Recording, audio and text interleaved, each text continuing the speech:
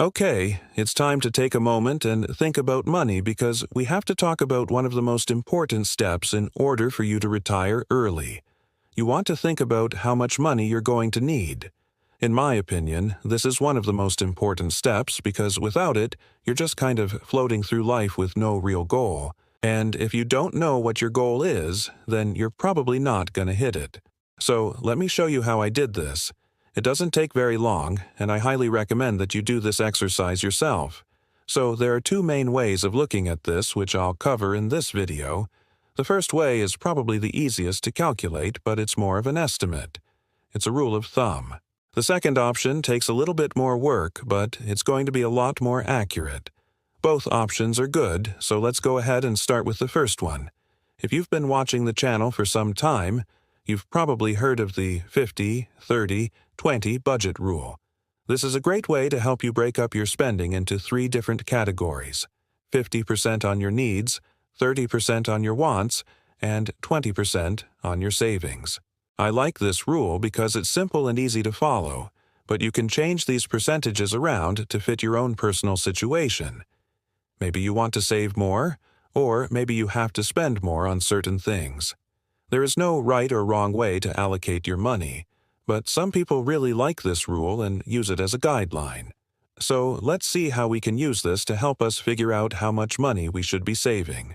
First, add up all of your monthly expenses. These are the things that you absolutely have to pay for each month. For example, rent or mortgage, utilities, groceries, transportation, insurance, etc. Once you have that number, multiply it by 50%, and that's how much you should be spending on your needs each month. Next, add up all of your discretionary expenses.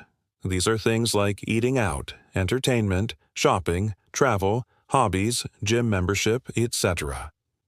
Multiply that number by 30%.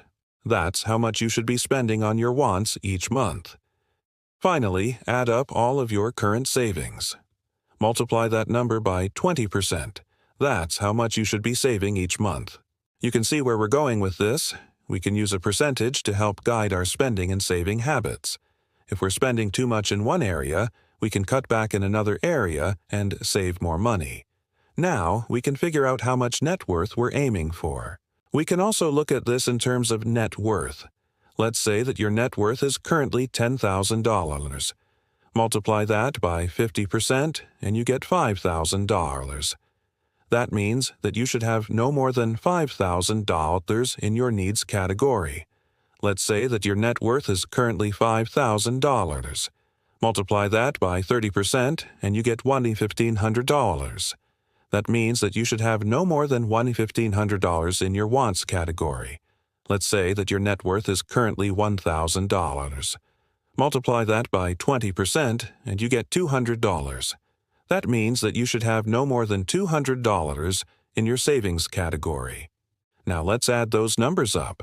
5,000, 500 plus 1,000, 500 plus 200 equals $7,200. That's how much we should be aiming for in terms of net worth.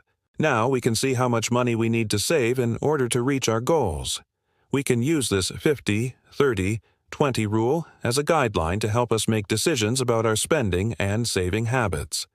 If we're spending too much in one area, we can cut back in another area and save more money. So if you're looking for a quick and easy way to figure out how much money you should be saving, the 50, 30, 20 rule is a great place to start.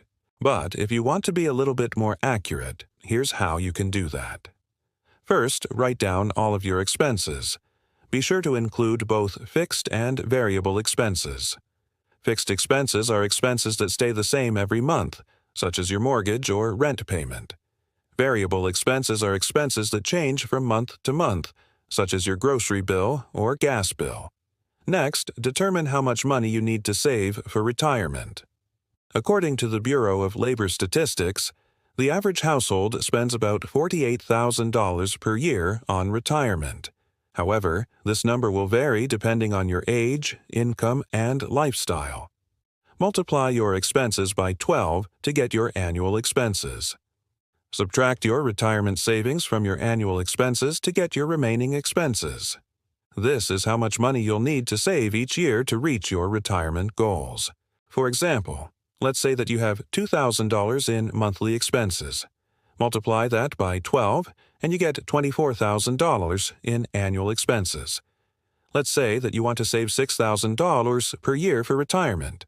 Subtract that from your annual expenses and you get $18,000. That means that you need to save $1,500 each month to reach your retirement goals. Next, determine how much money you need to save for other goals, such as buying a house, having children, or starting a business. Subtract the amount of money you'll need for these other goals from your savings to get your net savings. This is how much money you'll need to save each month.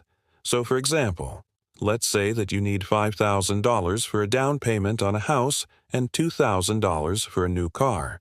And finally, determine how much money you need to keep in an emergency fund. The general rule of thumb is to have enough money saved up to cover 3 to 6 months of living expenses. To calculate how much money you need in an emergency fund, multiply your monthly expenses by the number of months you want to be covered by your emergency fund. So, for example, let's say that you have $2,000 in monthly expenses and you want to be covered by your emergency fund for 3 months. Multiply that by 3 and you get $6,000. That means that you need to keep $500 in your emergency fund each month. Add up all of your savings goals and you'll get your target net savings. This is how much money you need to save each month. So, for example, let's say that you need to save $500 for retirement, $750 for other goals, and $500 for an emergency fund. So now you know exactly how much money you need to save each month in order to reach your financial goals. The key to success is to create a budget and stick to it. Track your expenses and make sure you're staying within your limits. If you need help with this, there are plenty of resources available online and in libraries. With a little effort, you can achieve your financial goals and live the life you want.